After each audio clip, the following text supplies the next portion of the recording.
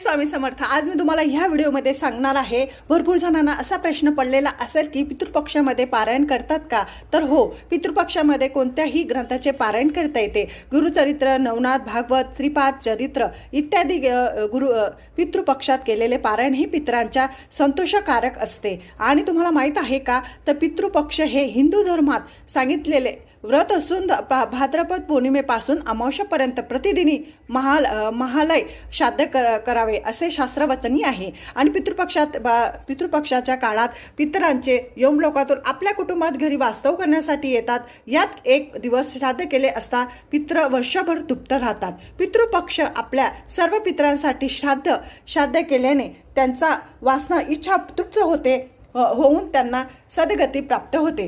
पितृपक्षात दत्तांचे नामस्मरण करणे सुद्धा अत्यंत महत्त्वाचं मानले गेलेलं आहे। तर त्यामुळे तुम्ही पितृपक्षात पारायण सुद्धा करू शकता। श्री स्वामी समर्थ।